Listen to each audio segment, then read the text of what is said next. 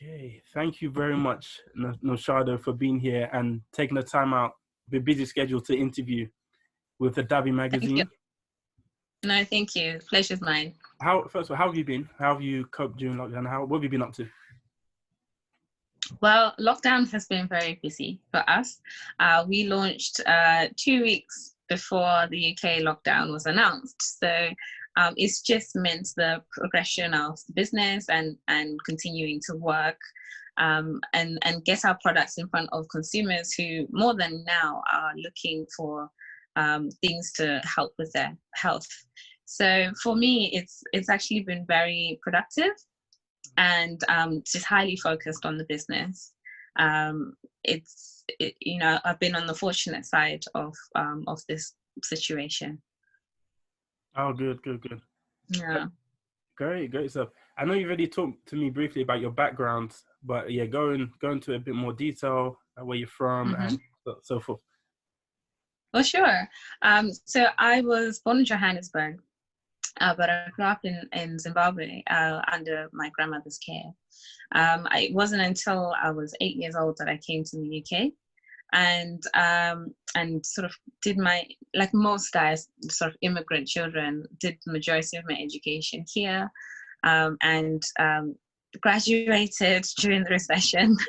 So that meant just having to overcome unforeseen difficulties. And I moved to Melbourne for some time to work, and I started my career as a PA because I graduated from business school having obtained a degree in entrepreneurship and management. So from a very young age, I knew that starting my own business was the direction that I was going. But due to lack of resources, lack of finance, lack of connections, I sort of brainstormed in my head, how was I going to acquire everything that I needed in order to start the business? And so I decided that I would do that as an executive PA to C-suite individuals.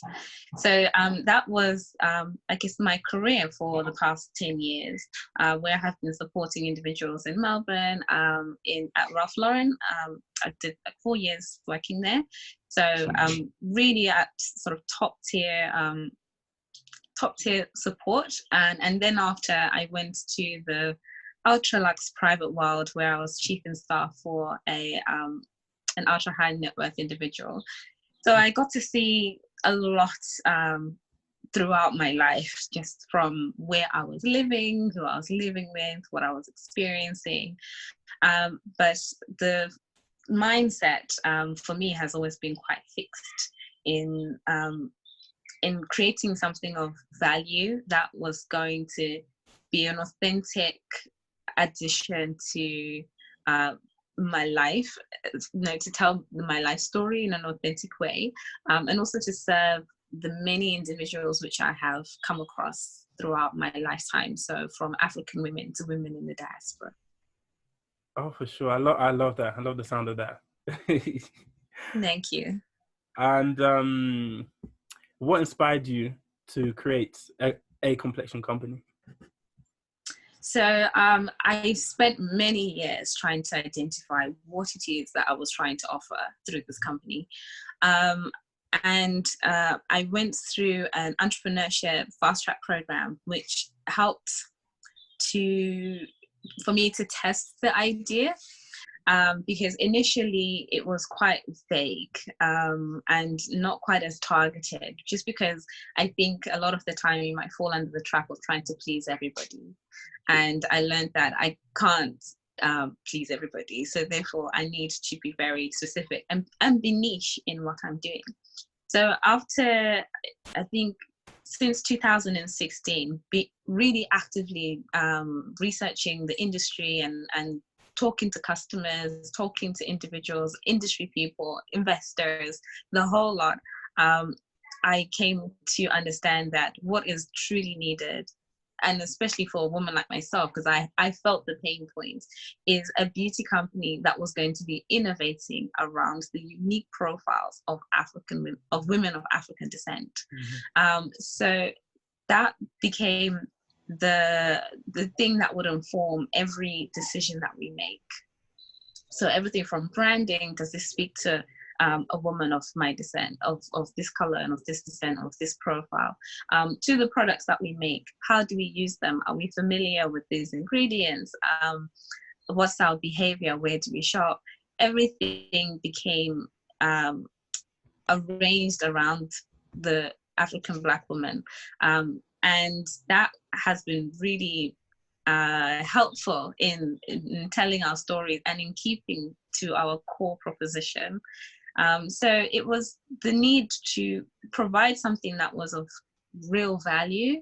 I saw a lot of companies coming out just touching the surface and not really getting to the core of what the issue is. And the issue really was, you have to innovate for us. It's no good just adding women of color in marketing and adding women of color in your board. It goes down to the ingredients level, and ensuring that you have an understanding of who we are intrinsically, and therefore it's much easier to create a portfolio of products around us. And that it better represents people like you. Yes, yeah. I mean, it's what I call true representation. Yeah. A lot of what we've seen, unfortunately, is not complete. I think the intention is correct, but it's just not complete because you haven't really. One of the greatest things that I was taught by one of the directors I supported is that before you provide a solution, you have to really understand the question. What is the question? What is it that women of color are asking for? And I spent many years just asking the question before I found the solution. Yeah, I love that. That's amazing. That's amazing. Yeah. Question first before the answer. Yeah. Because you can waste your energy providing a solution if you do not understand what is at the core of the problem. Yes, 100%. Words of wisdom. Thank you. And that leads on to the next question. What makes you different? I know you touched a bit on how some brands, companies have different styles in different ways. What makes you different from other similar African wellness and beauty brands? Yes, it is possibly like my love of scientific journals. I innovate from a very in-depth understanding of the African genome. There's not that much information around us. You see a lot of that in, for example, the journey which I undertook when I was formulating our first product. No matter how many blood tests they had, nobody could quite identify what was wrong with me, because the information which they were basing my blood tests against was of a Caucasian woman. So therefore, the discrepancy was always going to be there, and they never could quite identify what was wrong. Had they had the information about me and understood that I'm an African woman living out of my African environment, they would have been very quickly able to identify that, I have a shortage in magnesium, I need B vitamins, my D levels are not where they should be, because they were benchmarking me against something that I wasn't. And that is what we do at a Complexion company. We ensure that we benchmark against African information about us, because it makes it so much easier. Because if for example, the practitioners had the right information and I went and I said, I have a problem, the solution would be figured out straight away. So that's what we do when we are formulating our products. We benchmark against ourselves, and that means that it's much easier to get to the right solution and to understand what to cater to first. And unlike most traditional beauty companies, I would say that we innovate across categories. We're not skincare, we're not wellness, we're not beauty, we're all of them. Because I understand that people have their favorite products and things which work for them, but where there isn't innovation is in those gaps where there's problems. And it's those problems which are specific to our community. So therefore, I didn't want to limit us and sort of create a product just because we do skincare, so let's have all of these skincare products, which are not necessary. Yeah. We are a solutions company, so we don't really affiliate with any of the categories which the industry places us. What we want to do is ensure that where there's a problem, there's a clean solution for women of color, and that is where I think we show our differentiation to other companies within the market. Okay, love that. Yeah. Was there anything else you wanted to be when growing up? Think back to the young Nomshado in your childhood. I want to be, Was this always the end goal? I wanted to be an astronaut. Oh wow. I've always had quite lofty dreams, and I think one of the things that has always been a common thread is I've always wanted to be of service to humanity, and if I was to do something else, it would be probably a tangent of what I'm currently doing. Okay. Yeah. Because for me, although I'm a beauty company owner, my personal mission is to empower women of color, is to empower women of African descent. And I do it by the means which I have available right here and right now. So this is one of many ways in which I want to be involved in the, the billions of women across the world who need sort of clean beauty, first of all, non-toxic products that they need, but also it's, for me, it's about health, addressing the issues that come with female health, because female health is important because we are the vessels that carry the next generation. Very true. So when female health is improved, then the lives of the next generations are also improved. So I'm very passionate about things like that, and looking currently at opportunities to work with organizations which are very targeted at improving the maternal mortality rates in sub-Saharan Africa, because it's currently the highest in the world. It's 20% of mortality, and a lot of those cases can be preventable. And it's unfortunate that it is what it is, but I do see how, as a beauty company, as a wellness company, there's ways in which we can work towards supporting that, either directly or indirectly. But I know that for me, if I wasn't doing this, I'd be doing something very similar to help empower African women around the world. Yeah, for you, it's all about inclusivity, diversity, and how the diaspora, how we can join up the diaspora. Yes, absolutely. It's in using the opportunities which have been afforded to me here to be able to bring it back to the individuals who do not have that access. For sure. And tell me, what were some of the early challenges you faced when starting out as an entrepreneur?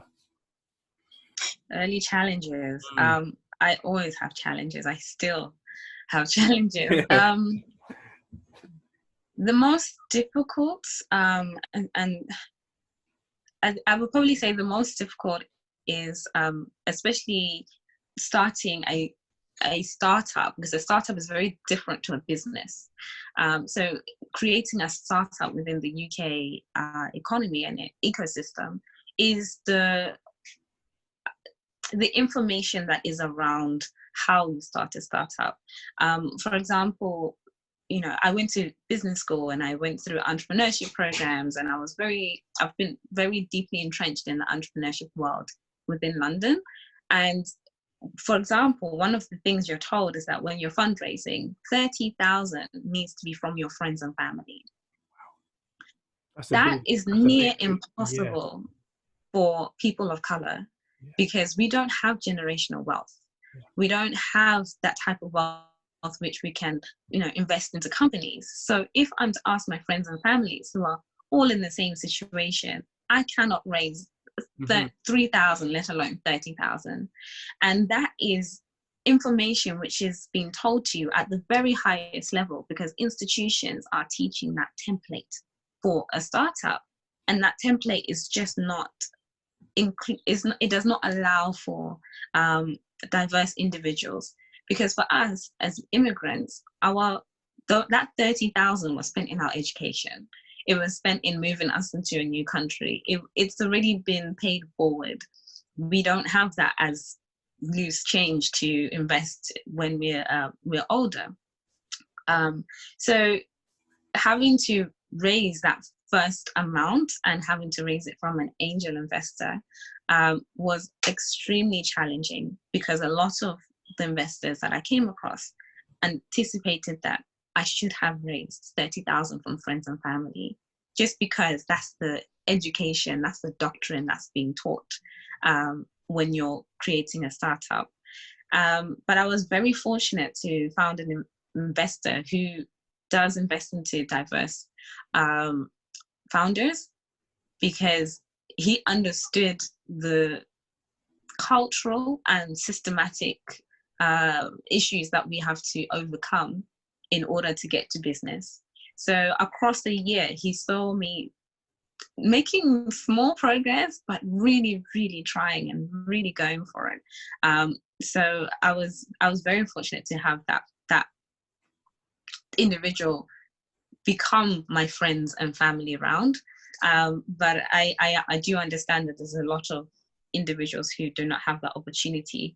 So that was my earliest challenge, and probably my biggest, and still, because we're still raising money. The statistics say 0.06% of all startup funding goes to women of color, like Black women. That is an extremely, extremely small amount. Yeah. And when you do have that funding, you're then expected to perform at 100% like a VC-backed organization. So the expectation is just a little, the expectation doesn't make sense. Yeah. That how can I perform at such a level when I'm only ever awarded 0.06% of funding that's available.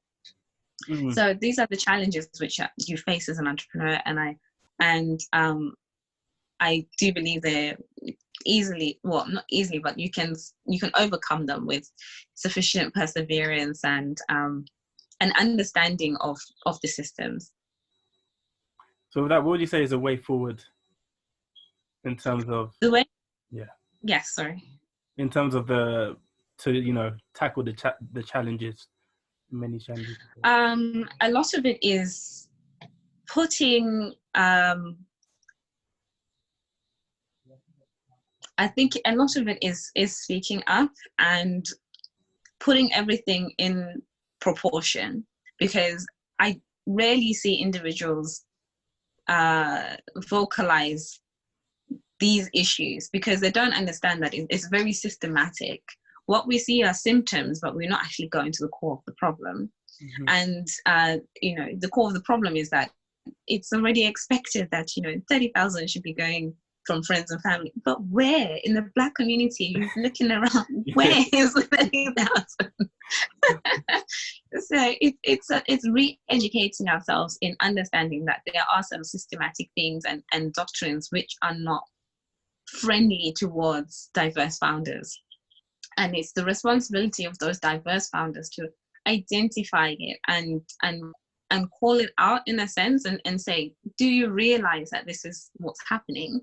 And then it's the responsibility for allies to create equity. I wouldn't say equality, because equality is different. Create equity, because we do need more support because of the systems that are there. That's without a doubt. To say that I need the same support as a white male counterpart is completely false. I need more support than him. And that is to understand that it's because of the many systems that work against somebody that you need to do that. But it won't always be that way, because at some point we will be equal. And that's the world that we want to work towards. So it's very much about dialogue and understanding that if we have this conversation, we can identify where these things can be solved. For sure. Change the narrative. There's a way forward. and continue. Own your first of all, is own your narrative. I Yeah, think on every side, everybody needs to own their narrative. And then once you can do that, let's have a dialogue, and then let's change the narrative. Because we are all participants in society, and there's roles in which we play. So it's owning our own narrative, first of all, and then sitting at the table and having a dialogue. for sure. Love that. And remind me again, how many years have you been going for? How long has a Complexion company existed? So, as I said, the starting idea, the root of the company really started around 2016, and then I just continued slowly refining, because I had so many ideas and I just needed to refine it in a really concise way to the core of what it is that we do. So, and then starting to fundraise, that was July 2018. Okay. And we managed to get our first products to market on the 5th of March 2020. Wow. So it's been a long journey. Yeah. It's difficult to sort of pinpoint where exactly did we start, because I've definitely been pushing for this company for a long time, and although it's taken time, we've got there. Great. And how would you say, how much has the company been informed by your own personal experiences, what you've experienced out there? It's been formed a lot by my personal experiences.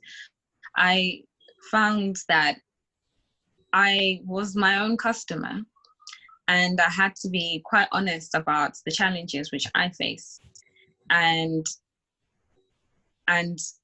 vocalize that to the community. And that's how I've been able to gain the support which I have, because it helped me understand that I'm not alone. And a lot of us are concerned about these things, even if it's just privately. So a lot, yes, I say a lot of my experience from being a woman in the diaspora, and from being an immigrant, from being somebody who had their formative years in Africa and being taught that way of life, and then suddenly coming into a new environment where I'm a minority and it doesn't make any sense, and I have to figure out what that actually means. And then also having the opportunity to travel the world as an adult and to see how beauty is presented across different markets, and seeing just the evolution of the industry as it's becoming, or at least expressing the desire to become more inclusive, but still being at the center of it, and not quite being able to find myself within it.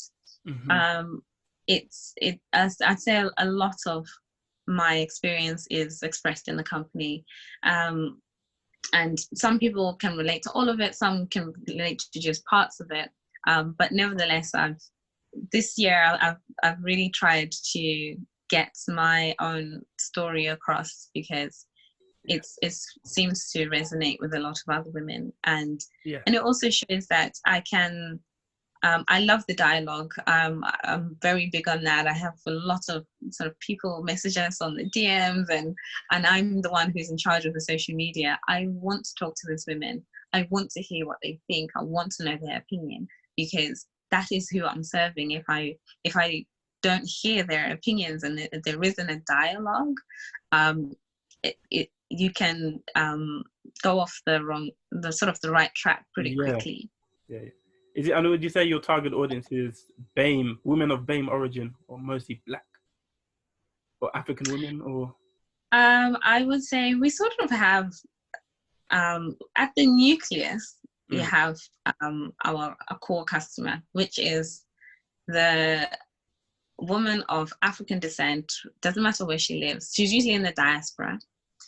So she lives in America, or lives in Switzerland, lives in the UK, who's looking for a wellness solution that can just help her get on with the day. She has to deal with the microaggressions, she has to deal with systematic things, deal with work, children, husband. She's stressed, but she knows that her health is not at top form, and she can't quite grasp what that is. So that's what the Moringa powder is here to solve. It's a natural supplement that helps strengthen, that helps meet all of the deficiencies that a woman of color has once she's outside of her native environment. And then the second part, sort of outside of that nucleus, I would say, is women of color in general, who are of Indian descent, and other sort of indigenous communities. They are probably the second customers that we attract for similar reasons. They have the same issues. It may not be as exaggerated in terms of symptoms in their lives, but they have similar issues. And then you have the rest of the world, who are curious as to, you know, African sourced ingredients. They want to understand wellness from a new perspective, because currently the wellness industry is dominated by Indian medicine and Chinese medicine. And we're offering them an alternative to say that for centuries, women, you know, individuals in Africa have been living on traditional medicine. Western medicine has never really been the mainstream. Even today, 60% of Africans go to traditional healers and holistic practitioners when it comes to health, because we've always been taught it's part of a system. You know, there's a story about a traditional healer. Whenever you go for, if you're sick for something, say I've got a cold, you're going to have a cold, they will ask you about your family. How are things going at home? How is this going? Because they understand that illness is not it's not pinpointed in one area. It's you are a system and you are the result of your system. So if something is going wrong in one area, it can show itself as physical symptoms. So it's holistic. So it's completely holistic. So it's the individuals who are looking for holistic medicine, holistic practices, and natural ingredients, who are keen on our company and our products, because it acts like a travel piece, as that it is a cultural piece, even though it is a sort of a singular product. It carries a big story, and that is the story that attracts them. Oh, great! I absolutely love that. I love that. And tell me, you touched on Moringa the plant, right? I've had Moringa tea before, which was to me a refined taste, but I particularly loved it. Yeah. Have you tell me more about Moringa. I want to know more. What goes into it, and why you chose Moringa? Yeah. So our premium product, our launch product, is our Moringa super powder. And why is this important for African wellness? It's an ingredient which has been used for centuries across our communities, mostly in North Africa and South Africa. I would say that we are the biggest users of the ingredients. We put it in everything from food. We use the oils, we use the leaves, we use the flowers. We have many applications, and especially like the drumsticks, we use them as well in culinary foods.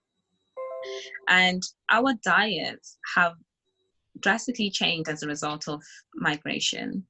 Because we have moved out of our native environment, our diets are not reflective of what we used to eat. And then there's other environmental factors. We've probably moved from a hot country to a cold country where the climate is entirely different. The food that you're eating is entirely different. We're now eating pastas and different foods which we didn't used to consume when we were in our native home.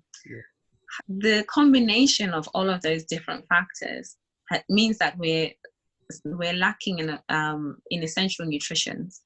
And today in the UK, there's not one multivitamin, not one supplement that is able to sufficiently cover the deficiencies of Africans.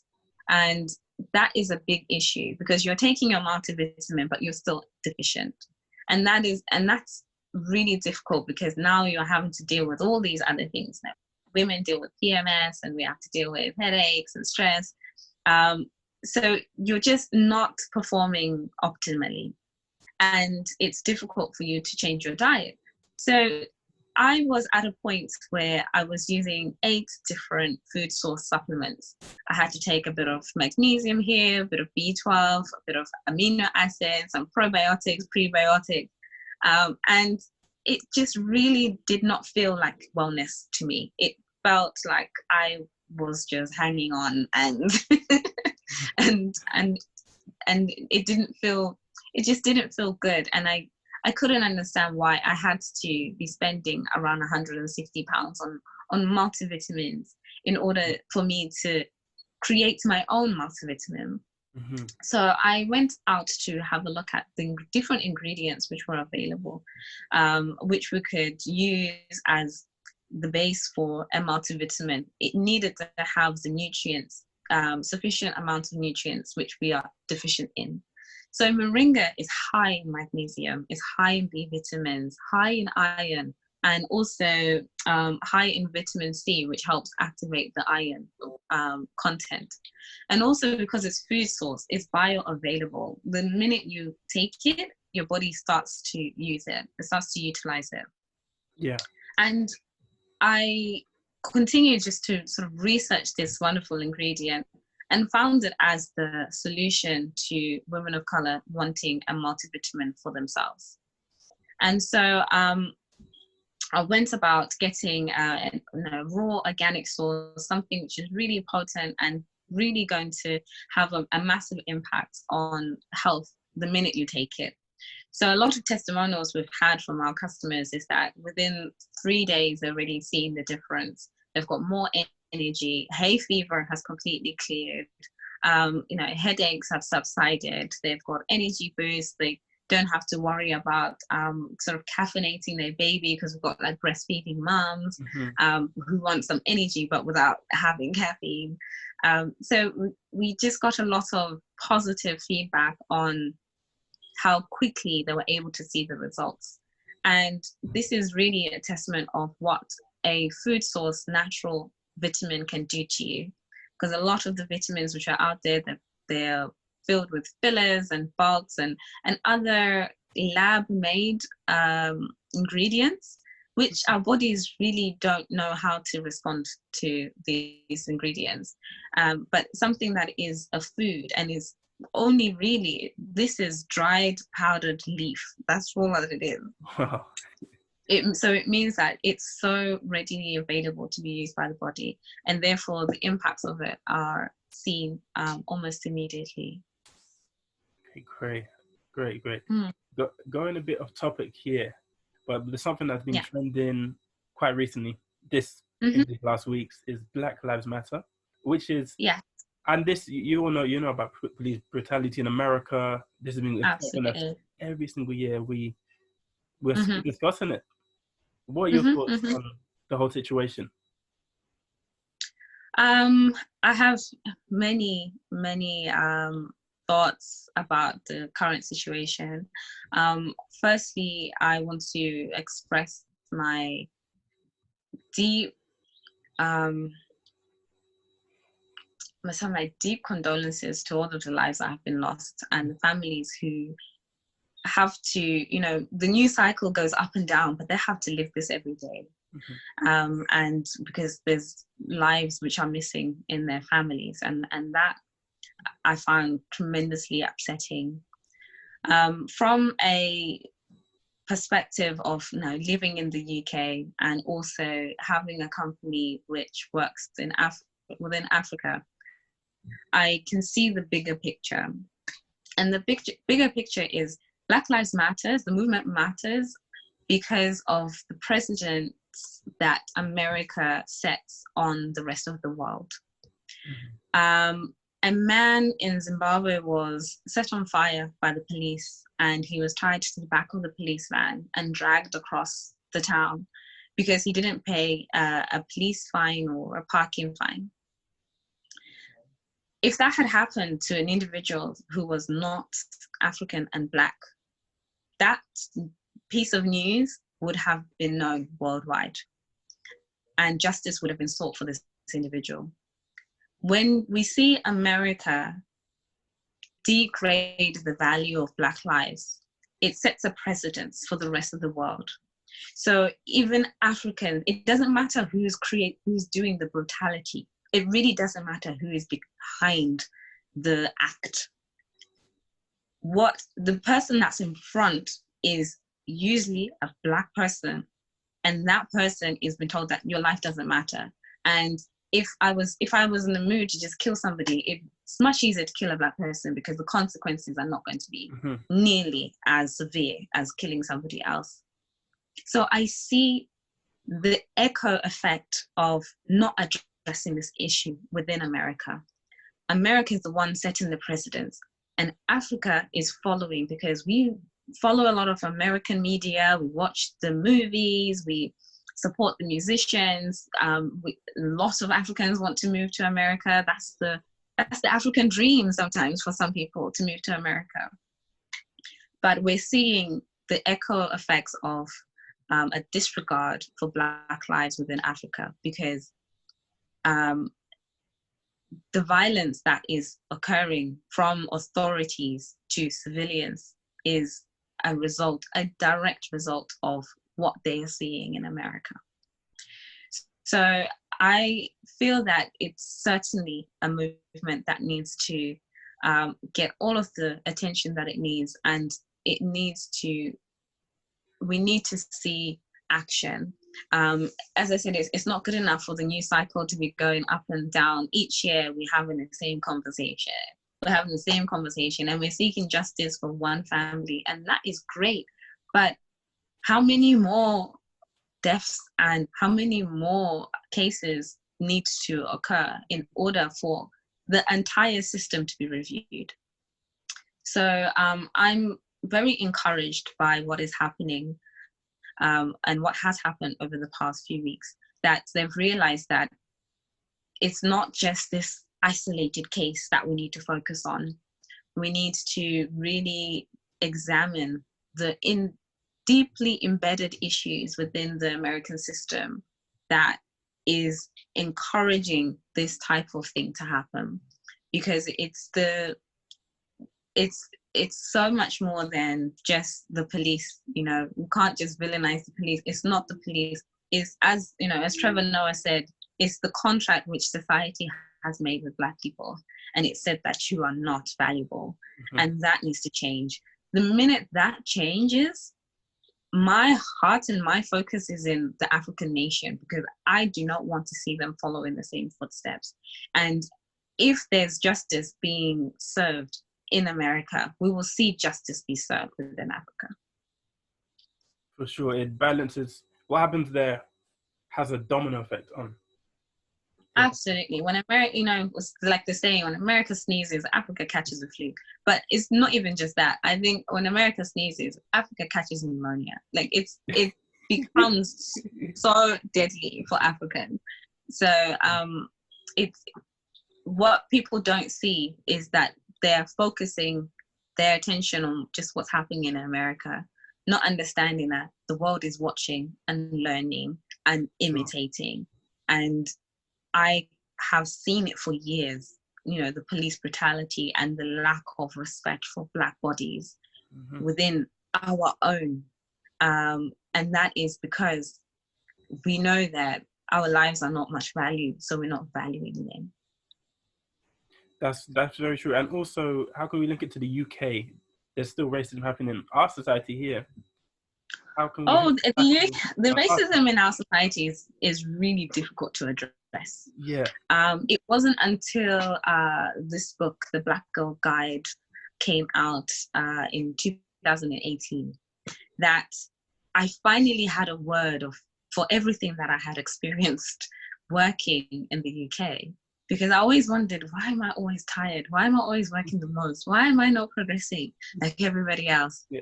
What is this feel? What is it in the air? Because it's never quite loud enough for you to call it out and say, oh yes, that's racism. No, it's the microaggressions. The minute I heard that word, I felt seen. I felt recognized. I could finally say, oh my goodness, it's not just me. I'm not going crazy. Yeah. So the British system is a lot harder to amend, I would say, because of how hard it is to call out these things. It's really difficult to call out of these things because they're subtle. You know, they're subtle, they're not obvious, and they're not against law. They're not chargeable. You know, if somebody killed a Black person, you could charge that because the law says it's not murder. So there's consequences. But when you are not hired because of the way your accent is, how can I sue you for that? You know, because I have an African accent and I don't quite have an English accent, but they call it telephone manner. You must have a telephone manner. What is a telephone manner? That is those systematic issues that go into saying that telephone manner is the Queen's English. And if you're not speaking the Queen's English, you will not get hired for this job. So it's very difficult to sift out these type of things and to correct them and amend them. So I do find the UK, you know, a lot more difficult to navigate based upon that. That is not quite as easy to call out. But I'm hoping that as the Black community within the UK gets mobilized and it has its own voice, and mobility for us is finance. I've always said it from the beginning, we need wealth within our communities, because when we have that, then we won't feel so insecure to tell the truth, you know, because thus far, if you speak up, you lose your job. And I've had it myself. I've been fired because I spoke up. But if we are mobilized and we know that we at least have that security, then we'll be able to point out these issues and make individuals accountable. For sure. And now I saw your online on your website your COVID-19 campaign, which sounds such a great idea, inspiring young children in Africa. Tell me more about that. So yes, our campaign is with Survival International, and during COVID, I saw a lot of organizations doing a lot of different things, and a lot of things within their remit. So donating money, donating masks, giving discounts to NHS staff. And I thought that was really inspiring. And then I looked at my company and thought, what could I do that was going to be truly meaningful? I am a descendant of we call them, we've been told not to use the word Khoi, but to actually just call them Bushmen, because that's the more PC way of calling them. But I'm a descendant of that tribe. And these are nomadic individuals who come from the Kalahari Desert and who currently reside in Botswana and in South Africa, sort of the Eastern Cape of South Africa. And they are individuals who sort of live outside of the system. And because they live outside of the system, they can't be contacted. They shouldn't be contacted, because when a pandemic like this, which means that us who are immunized against so many other things, but who aren't immunized against COVID, our lives are at risk. What can happen if an individual who is of an uncontactable tribe is contacted for whatever reason? That's instant death. And these individuals are so important because they look after a lot of the biodiverse land that is in the world. You know, they know how to live within nature and to be a part of nature. And they are the ones who are teaching us the model for sustainability. They are the ones who are cultivating and looking after animals. They are nature's caretakers, and we need to keep their lives operating the way that it is. And there are many organizations and governments who find them backwards and undeveloped and who wants to enforce development upon them. These individuals have expressly shown that they don't want to be contacted. They are quite happy living their lives, and they do not need any external help whatsoever. But we have a lot of incidences where organizations are trying to contact them and do different things, mostly for the purpose of stealing their land. So I wanted to do a campaign which puts to the forefront these individuals. We launched it on Earth Day because I also wanted that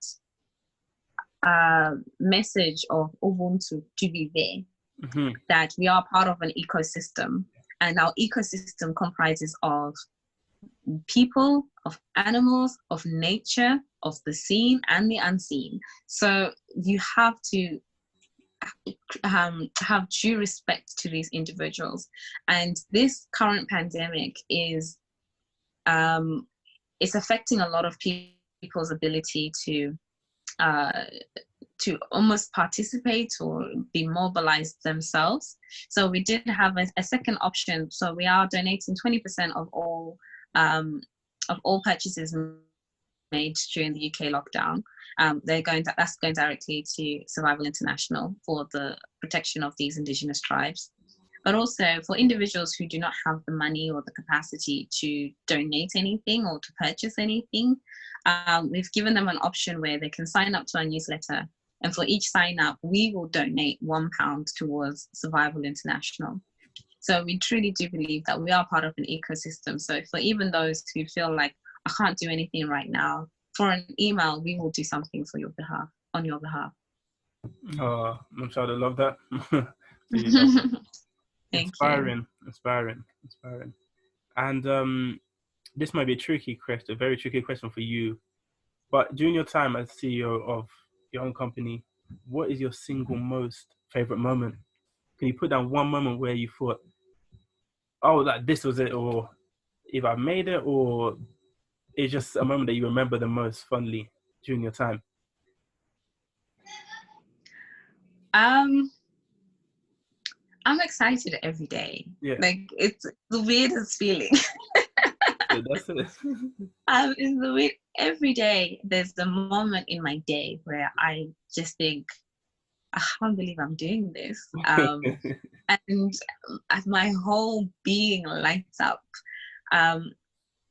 There's nothing quite like doing something meaningful and committing your entire life to achieving it.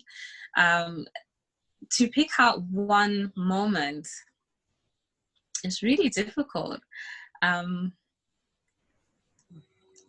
of the moments which does really assure me, because I'm also a sole founder, so in low moments, you have to pick yourself up. There's nobody I can say, hey, co-founder, I'm feeling kind of miserable. Can you take over for a minute, or can you encourage me and lift me up? I really just have to find it within myself to remember why I'm doing it. Yeah, so basically you're your own hype woman, right? I'm my own hype woman. And what hypes me up more than anything is seeing my product out there and seeing it affect women's life positively.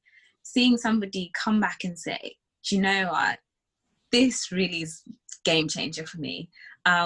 Or I'm so happy that you are here because I was thinking of starting my own business, but I didn't think it was possible. Just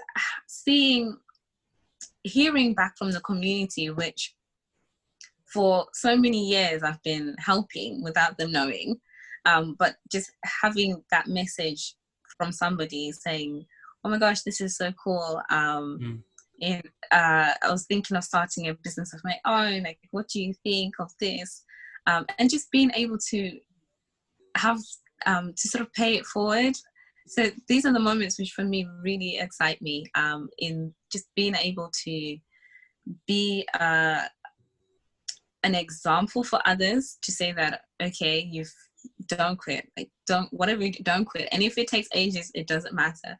Even at the time when I was working full time and I'm doing this part time, just carry on. The journey doesn't look the same for everybody. Don't get distracted into thinking that you get this lump sum of money and then you're off. No, the journey doesn't look the same for everybody. But if you truly believe in this, the journey will be worth it. So it's just that I'm really every day I would say I'm really privileged to be doing what I do, and it's difficult to think of a moment because it's everything.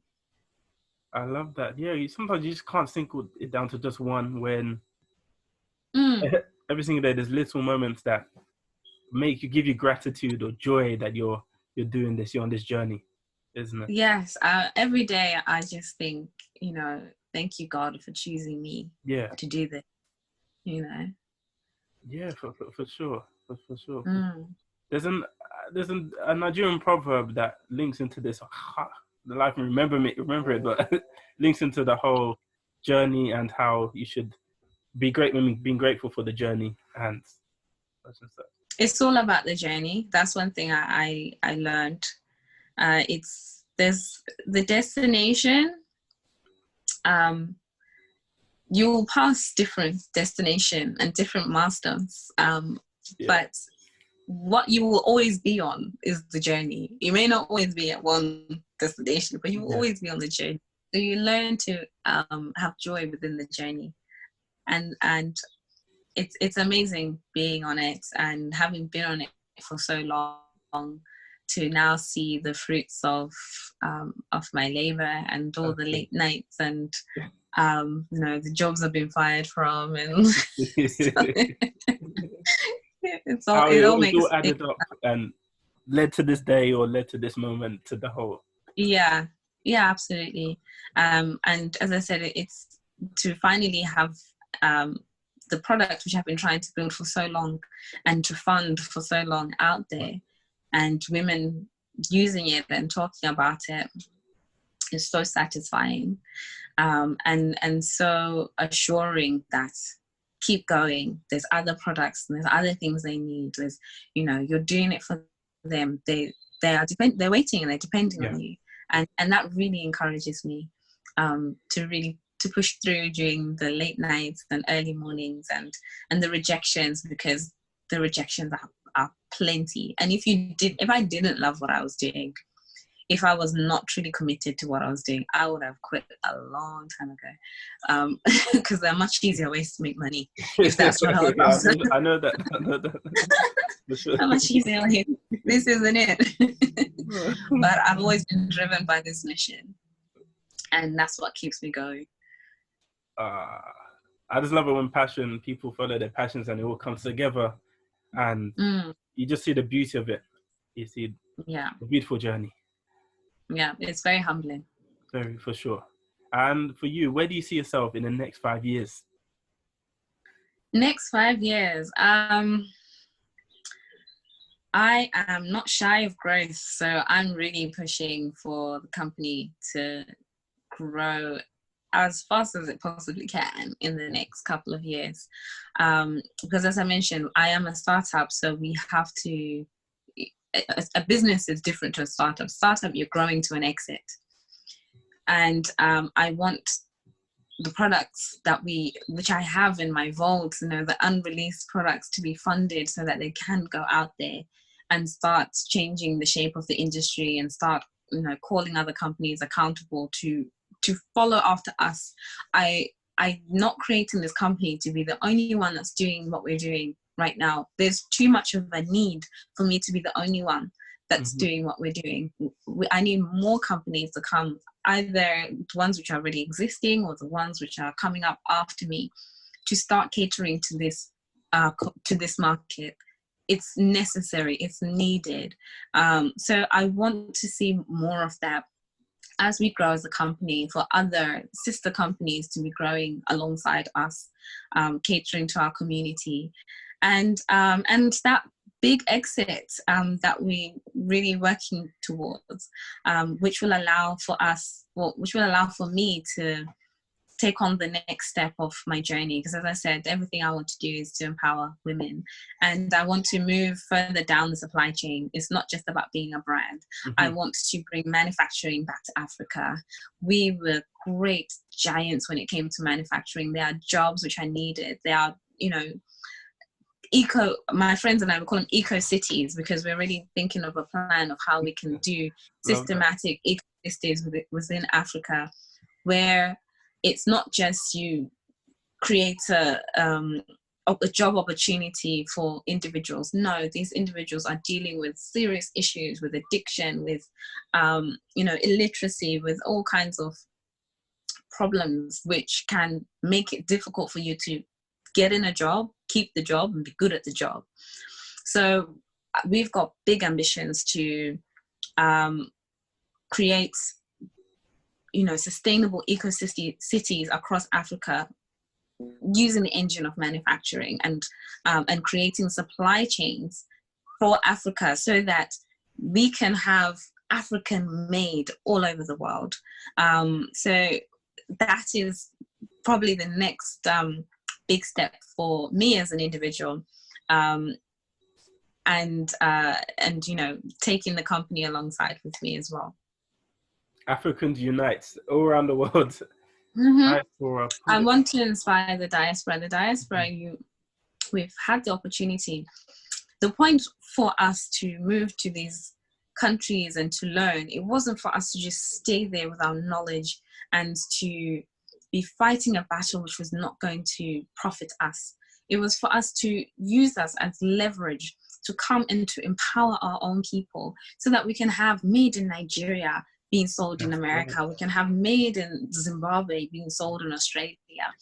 We need to do it, because if we don't do it, there are other nations who see the potential of our countries, who see the opportunity for employment, who see the opportunity for innovation and ingredients extraction. They are already there.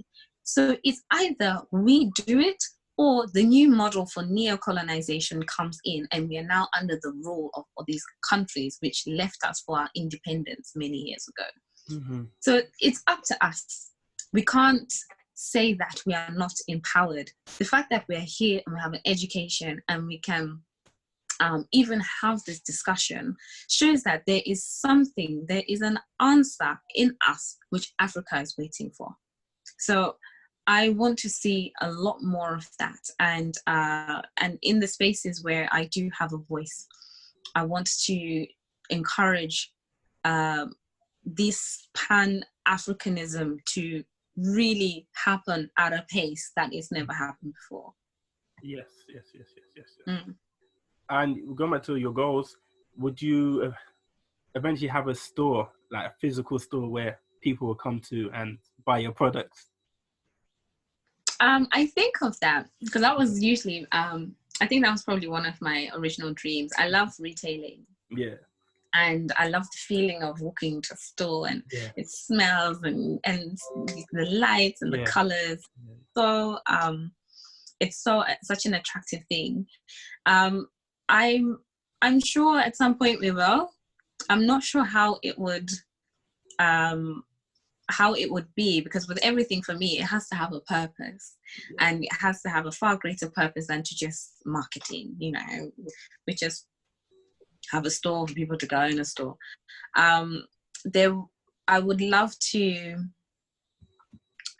definitely love to create something. You know, I sort of think of a department store where it's championing African brands and African beauty brands, and you're being taught all of this sort of holistic therapies.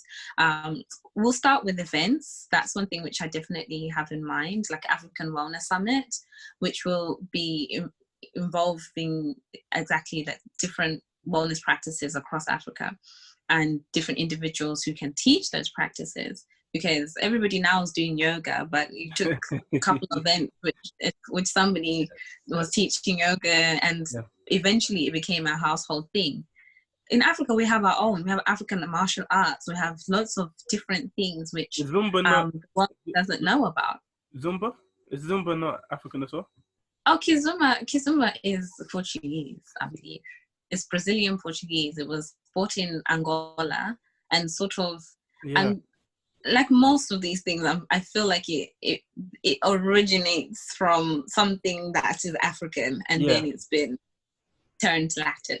That's it. But Yeah. there's a lot of these cultural things which have been unfortunately bastardized, excuse my language, but that's the only word that it is, and taken out of context of the African culture. What I want to do is to bring all of these things back into African culture. So I would love to definitely have a physical presence, but the physical presence will not be your typical beauty store where you go in and you buy your products and you go. No, it's going to be an educational, cultural experience, a home away from home. Oh my God, I can just imagine it now. Complexion company, Mm. boutique, something for Yeah. everyone. Generations, your kids can come in, learn something. Yes. That's part of what our African wellness part of the business is. We've got the product side, but we also have the information and cultural side. And that is something which I perceived as I moved out of Africa, that a lot of our practices and our culture is being lost as a member of the diaspora. Some of us aren't speaking our native languages anymore at the very basic level. So how then can we have that information which the elders used to pass on to us as part of our rites of passage? How then can we have that information to pass on to the next generation, and then the generation after that, and the generation after that? So I find a lot of Africans, we are moving and we are adopting all of these new cultures at the extent of that we're losing our own. What then will we have left to show, to carry on to our children? So that's what the story behind African Wellness is, that we want to be able to capture all of this information and provide a modern context for it, because we are not back in the villages. That's the facts of it all. Mm-hmm. But how can we use that wisdom and that knowledge and that understanding to create healthy lives in our modern worlds and environments? And that is the new template. That is what we can then keep and pass on to our children, and they can continue to pass it on.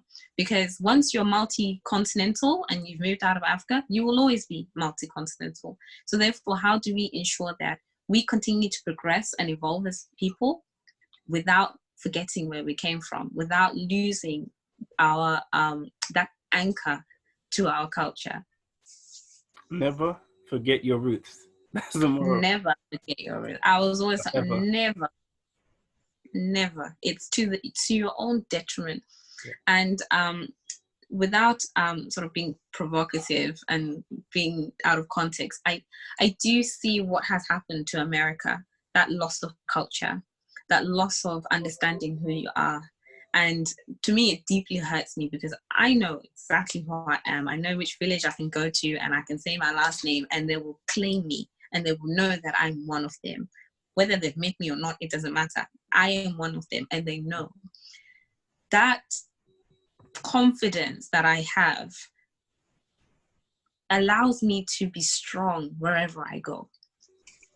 And I want those who have moved, who are first generation, second, third, to continue to have that confidence, to know that I may not have been born there, but I know exactly who I am. I know where I can show up and present myself, and they will say, you are my people, right? Mm-hmm. So that's really important for me as I look forward to the future.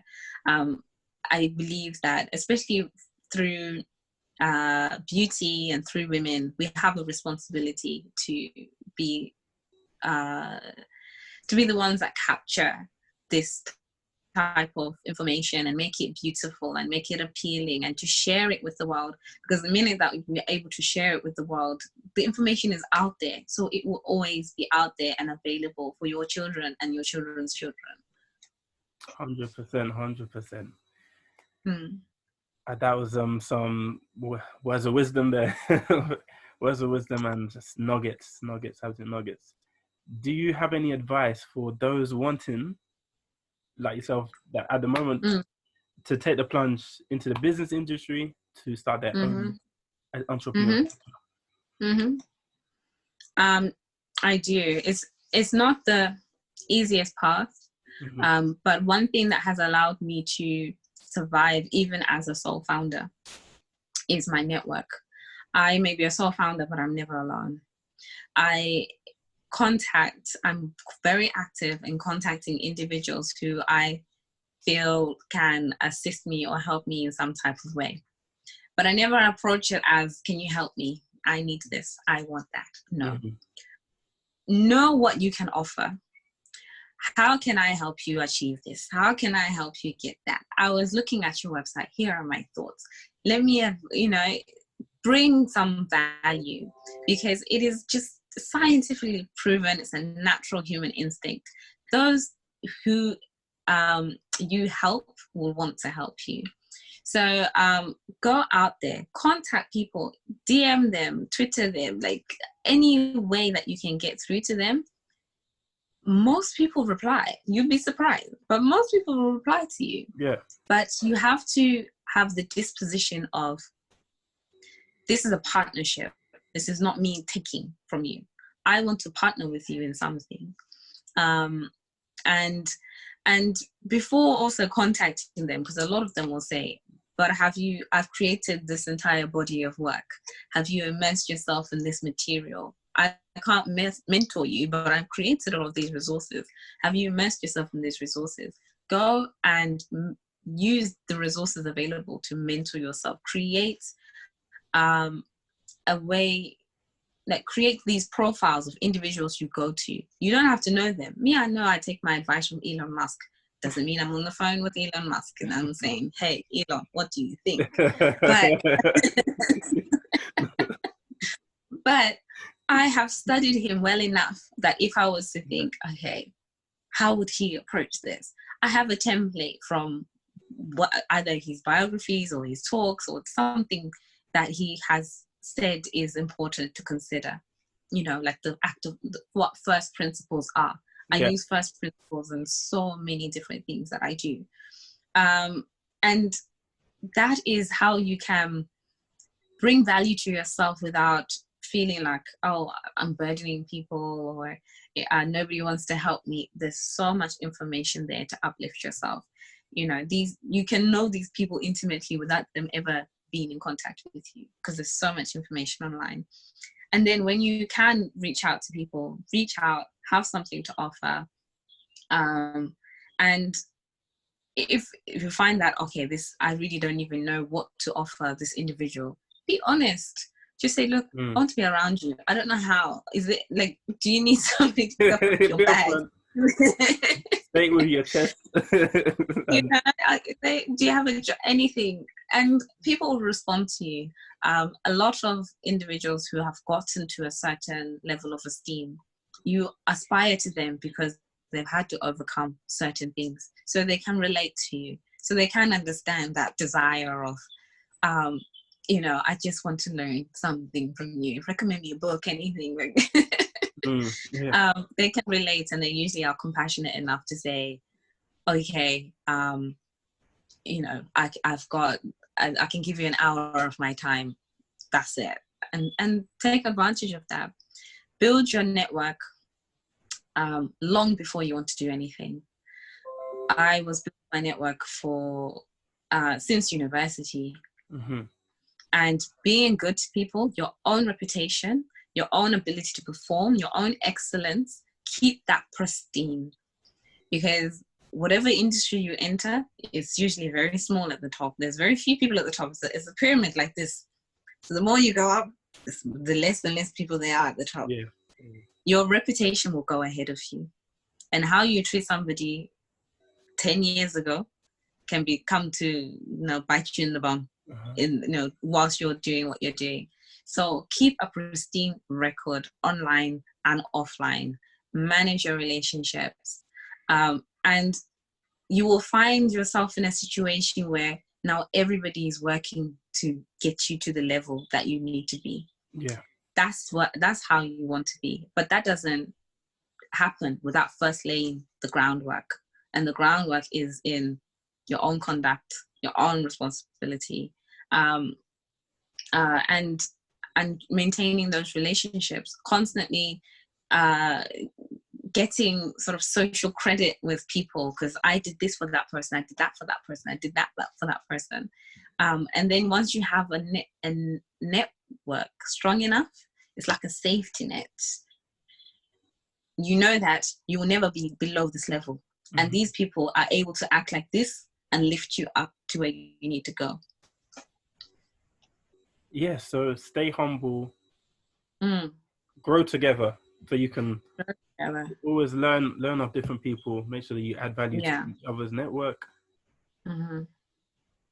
As you said, it's a steep climb up to the mountain, but the view from the top will be sweet. It'll be sweet. And when you're at the top, you won't even remember what happened back down there. No. It will be nothing.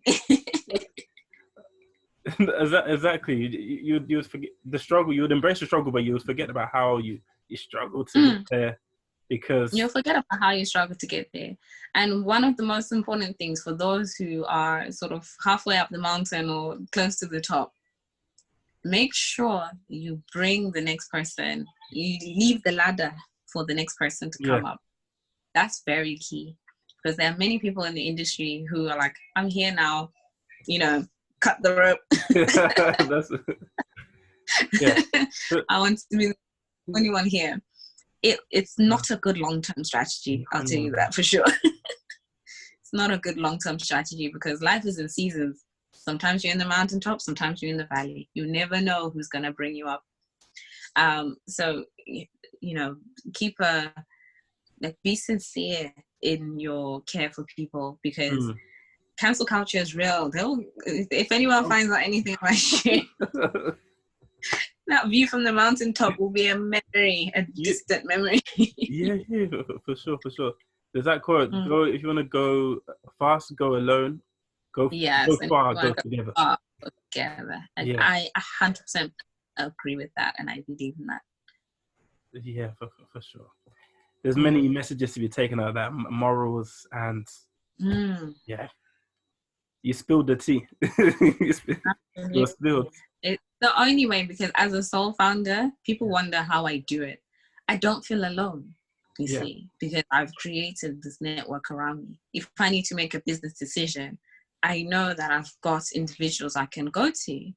And that almost seals your likelihood for success, because you know that instead of having a team of 5 and then it's just all 5 of you coming up with ideas, I know that I have a vast network that I can communicate to. So there's more people in my company than a company that has 3 founders. So it's go together. It's the only way to do it, especially within this within my particular industry, and within and as starting a company as a minority founder. Yes, your community wants you to win. Believe me when I tell you that. They need whatever you're offering. So if you conduct yourself with humility and with a real sense of we're doing this together, they will support you, and they will do whatever is necessary to support you. So you've got your clients, your partners, your customers all together.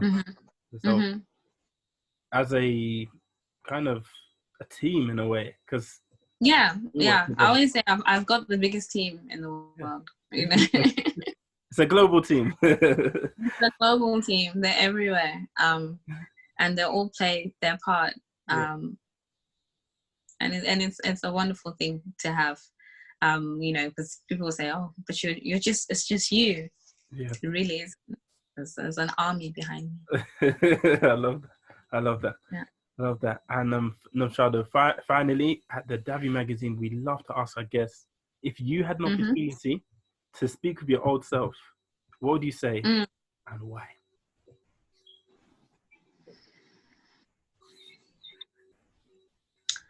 I would say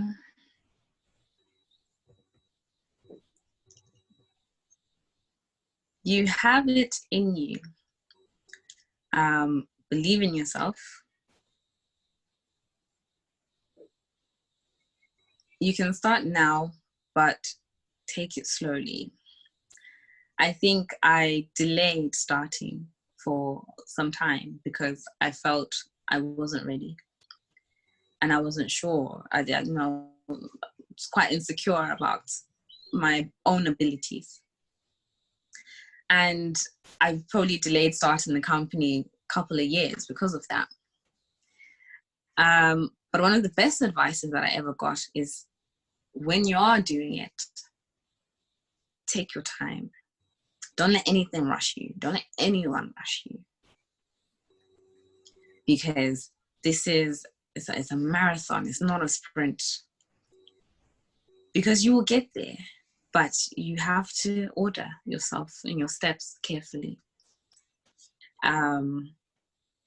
So that would be the biggest advice that I would give myself, is that believe in yourself. You can do it.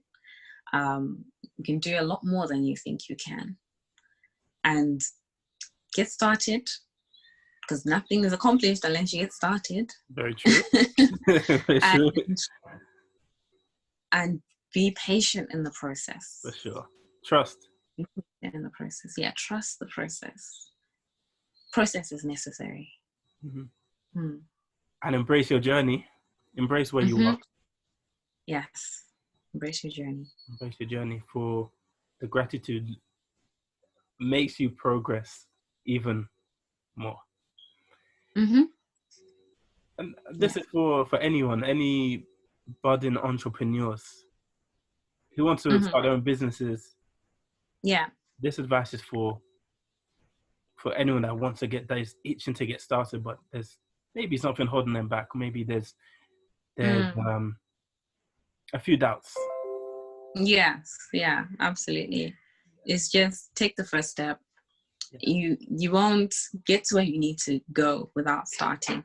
Start, and you will find, as you conduct yourself with humility and with gratitude, and as you work hard and you treat your relationships with excellence, everything will start to work out for your good. It will all compel you forward. That is the keys to having a system that is encouraging of you. If you are lacking in any of those areas, you'll face resistance, and unnecessary resistance, because people might think you're inconsistent, you're untrustworthy, you cut corners, you're unkind, and that always circulates and will find its way back to you. And you don't want that. If you really want to achieve what it is that you want to achieve, you don't want that coming back to you. So that's why humility is important. Entrepreneurship is not having everybody serve you. No, it's you deciding you want to serve everybody else. Yes. That's the mindset of entrepreneurship, and that is the place from which you'll be able to be that person who everybody wants to help. For sure. That is some great advice there. And with that, I think what better way to end on than that? Thank you. Was just amazing. Yeah, amazing. Thank you so much, Nomshado, for thank you, taking the time out, your busy schedule, and interviewing here with me. The Dabby Magazine. No worries.